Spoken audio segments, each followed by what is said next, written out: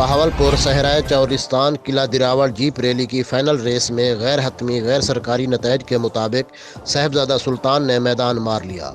साहिबजादा सुल्तान ने 3 घंटे 18 मिनट में 396 किलोमीटर का फासला तय किया और साबिक चैंपियन नादिर मगसी को शिकस्त देकर 16वीं चौलिस्तान जीप रैली जीत ली और नादिर मगसी ने यही फासला 3 घंटे 22 मिनट में तय किया, दूसरी पोजीशन हासिल की और जाफिर मगसी सहराए चौलिस्तान जीप रैली की तीसरी पोजीशन हासिल कर सके।